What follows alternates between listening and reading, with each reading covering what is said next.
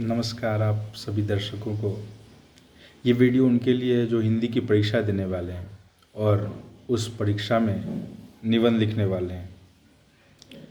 जैसे कि बिहार बोर्ड के विद्यार्थियों की जिनकी कल हिंदी की परीक्षा है, तो उसमें निबंध पूछता है 10 अंक का।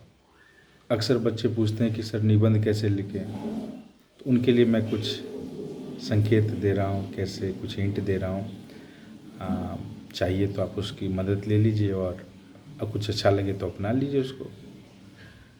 वैसे तो मैं ये नहीं कहता कि हर कोई अच्छा निबंध लिख ही लेता है, क्योंकि निबंध लिखना एक कला है। ये कला धीरे धीरे आती है। तो संक्षिप्त में जल्दी जल्दी बता देता हूँ, ज़्यादा लंबा वीडियो नहीं करेंगे। तो कोशिश करता हूँ जल्दी जल्दी आपको कुछ महत्वपूर्ण बिंदु बता देता हूँ जिसमें आपको शायद कुछ मदद मिल जाए। तो लिख लीजिएगा, कुछ अच्छा लगता है तो इस्तेमाल कर लीजिएगा। तो अक्सर मैंने देखा है बच्चों का कि निबंध में ही अंक उनका कट जाता है। पूरी परीक्षा में कहीं भी अंक जब नहीं कटता है तो निबंध और पत्र लेखन में नंबर गवा देते हैं। तो अच्छा निबंध लिखने की शैली है, कुछ बढ़िया तरीका हो सकता है, आप उसको ध्यान में रखिएगा। तो सबसे पहले मैं बात करूंगा हिंदी निबंध की शब्द सीमा पर, क्योंकि बच्चे पूछते हैं कि सर कितना बड़ा लिखें। तो कितना बड़ा है तो उसमें शब्द सीमा दी गई होती है, 250 से 300 शब्द दिए गए होते हैं। आमतौर पे जो परीक्षा में पूछा जाता है कि 250 से 300 शब्द में लिखना है। तो ऐसा नहीं है कि कोई शब्द गिनने बैठ जाएगा, लेकिन एक अनुमान के हिसाब से आप लिख लीजिए। एक पंक्ति में शब्द को गिन लीजिए कि आपके एक पंक्ति में कितने शब्द आ रहे हैं, 5, 6, 7। उस हिसाब से देख लीजिए कि 300 शब्द आप कितनी पंक्तियों में लिख पाएंगे, और उस हिसाब से देख लीजिए। तो सबसे पहले शब्द कोई गिनने बैठा तो नहीं है, लेकिन हाँ एक मिला जुला आपको रखना है, ना बहुत ज़्यादा लंबा ना बहुत ज़्यादा छोटा। उस शब्द सीमा के आसपास ही रहना चाहिए। बहुत लंबा लगेगा तब भी नंबर कट सकता है, बहुत छोटा लगेगा तब भी नंबर उतने अच्छे मिलेंगे नहीं। तो आपको उसी शब्द सीमा के आसपास निबंध लिखना है। तो पहला ये हो गया। तो सबसे पहले एक निबंध लिखने से पहले आप एक कॉपी के पीछे में रफ जैसा एक लिख लीजिए और उस पर बिंदु बना लीजिए। पहले थोड़ी देर सोचिए, उस जो भी विषय दिया गया है निबंध का, उसके बारे में थोड़ा सा सोचिए कि निबंध में सबसे पहले हम परिचय कैसे देंगे, कितने शब्दों में उसको समेट लें, और फिर उसके मुख्य भाग को कौन कौन सा उसमें नारा लिखें या कोई क्या लिखें, उसको कौन कौन सा बिंदु है, वो सब पहले ही से लिख लीजिए। क्योंकि लिखने जब बैठेंगे तो दिमाग से निकल जाएगा, वो बिंदु आपको याद नहीं रहेगा। और उसके बाद निष्कर्ष के लिए जगह छोड़ दीजिए। जो निष्कर्ष में तो ये एक रफ बना लीजिए पहले, छोटा सा एक पेंसिल से या कलम से पहले पीछे में, कॉपी के पीछे में बना सकते हैं, उस पर लिख दीजिए रफ। और उसके बाद छोटा छोटा बिंदु बना लीजिए। दिमाग में रखिए कि कौन कौन सा पॉइंट हमको इसमें डालना है निबंध लिखने के समय। नहीं तो वो जब लिखने बैठोगे तो निकल जाएगा दिमाग से, इसलिए उसको लिख लेना चाहिए। तो फिर दूसरा पॉइंट है कि भाई प्रस्तावना, यानी कि जो हम शुरुआत करते हैं वो कैसे करेंगे। तो देखिए परीक्षा में तो वैसे पूछा जाता है कि दिए गए संकेत बिंदुओं के आधार पे लिखिए, लेकिन ज़रूरी नहीं कि निबंध में वैसे ही लिखा जाए। तो आप चाहें तो उस सबको तो शामिल कीजिए ही, और भी अपने मन से भी कुछ लिख सकते हैं उसके इर्द गिर्द। ऐसा नहीं है कि बंधन ही है उसमें कि वही लिखना है। तो प्रस्तावना वाले भाग में जैसे ठीक वैसे होता है जैसे किसी का हम परिचय देते हैं, और परिचय बहुत बड़ा नहीं होता है। जैसे स्टेज पे किसी को बुलाते हैं तो कैसे कहते हैं कि बहुत ही, जैसे किसी ऐसे कैरेक्टर को बुलाना है, ऐसे चरित्र को बुलाना है जो बहुत चुलबुली हो, खुश मिजाज हो, दिलचस्प हो, तो हम कहते हैं कि आप लोग एक ऐसे व्यक्ति हमारे सामने आ रहे हैं अपने गीत के साथ जो बहुत ही हर दिल लजीज हैं, बड़े खुश मिजाज हैं, तो आइए तालियों के साथ उनका स्वागत करते हैं, जो भी है उनका नाम। इसी तरह परिचय जो होगा वो बहुत छोटा होता है, बहुत बड़ा नहीं होगा। जैसे मान लीजिए कोरोना एक विषय है, उस पर निबंध आ सकता है, तो उस पर हम लोग निबंध में ये दे सकते हैं कि जब पूरा विश्व विकास की दौर में भागा जा रहा था, लोगों का जनजीवन अच्छा खासा चल रहा था, तभी विश्व पटल पर एक महामारी ने मानो पूरे विश्व के विकास की चाल को थाम सा दिया। इसका नाम था कोरोना। ऐसे कुछ आप शुरुआत कर सकते हैं। वैसे आपकी मर्जी, बहुत अलग अलग ढंग से हो सकता है, लेकिन परिचय बहुत ज़्यादा बड़ा नहीं होगा। इसके बाद बारी आती है जैसे निबंध का मुख्य कलेवर, तो कैसे उसको लिखेंगे। तो उसके बाद आप लिख सकते हैं कि कोरोना एक विषाणु जनित बीमारी है। इसके बाद में फिर शुरुआत के बारे में लिख सकते हैं, कहाँ से शुरुआत हुई और इसका प्रभावित कहाँ कहाँ पे हुआ, कहाँ कितने देशों में फैल गया। ये सब का जो आप उसमें मुख्य कलेवर जो प्रस्तावना के बाद दीजिएगा उसमें लिख सकते हैं बिल्कुल।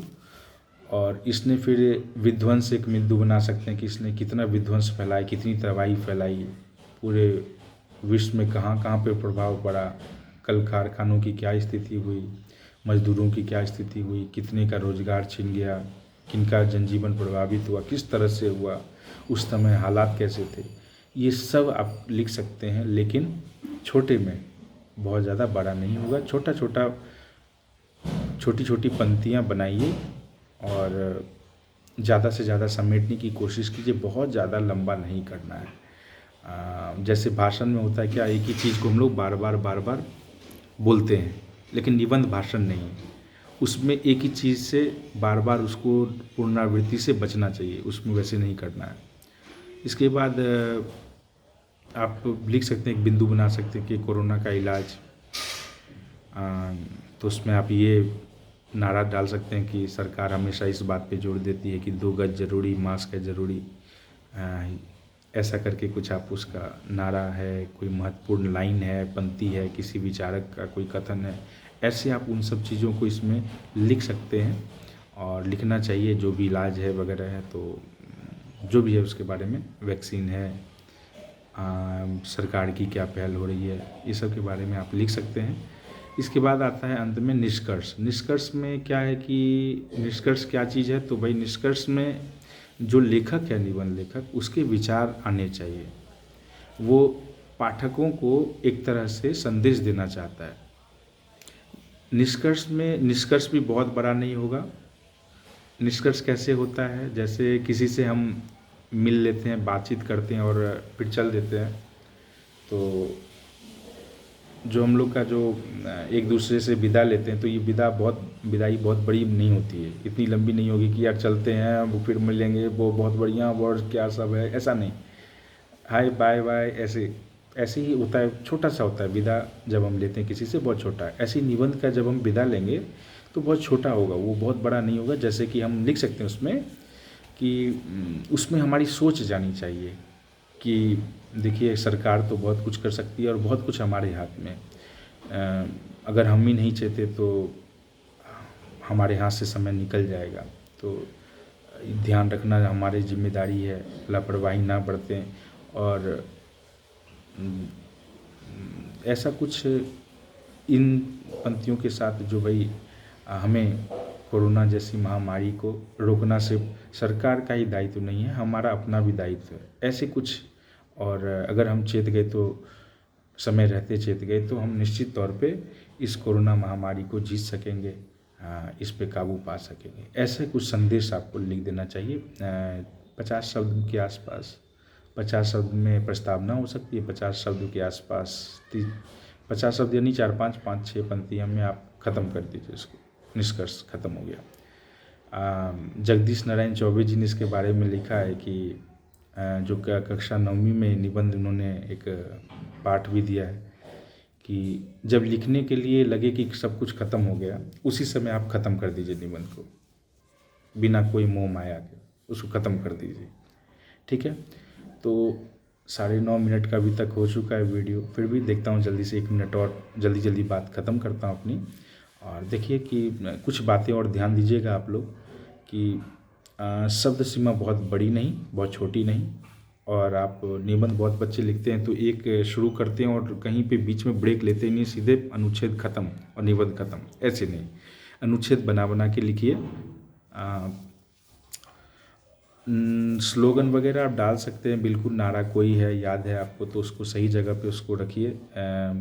कोई उद्धरण और साफ साफ लिखिए, अनुच्छेद बना बना के, बिंदुवार लिखिए।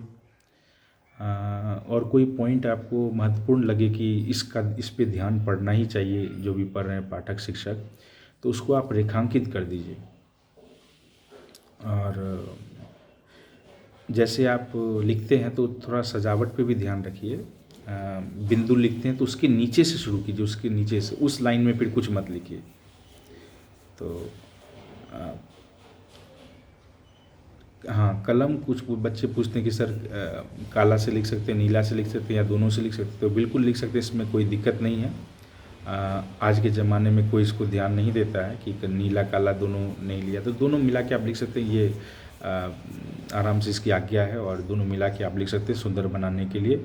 चाहें तो आप बिंदु को मोटा मोटा कर दीजिए, हाइलाइटर ले सकते हैं, इस्तेमाल कर सकते हैं, कोई दिक्कत नहीं, उसमें हाईलाइट कर दीजिए। बस यही सब था निबंध के बारे में। कोई दिक्कत है, कोई टिप्पणी है, कोई सवाल है तो आप लिखिए उसको और मैं कोशिश करूँगा जिसका जवाब देने की कोशिश करूँगा। कोई वीडियो बनाना हो तो बना दूँगा। कोई दिक्कत हो आपको तो टिप्पणी कीजिए, मैं हूँ ना। और बस जितने ज़रूरतमंद लोग हैं उनको शेयर कर दीजिए ताकि उनका भी कुछ कल्याण हो जाए, शायद कुछ मेरी से मदद हो जाए। वैसे मैं भी अच्छा निबंध लेखक नहीं हूँ, लेकिन एक जो मुझे जानकारी थी मैंने आपको देने की कोशिश की। बिंदास लिखिए और बस लिखो, बढ़िया से लिखो, 10 में 10 ला के दिखाओ। मैंने खुद ही 10 में 10 दिया है कुछ बच्चों को।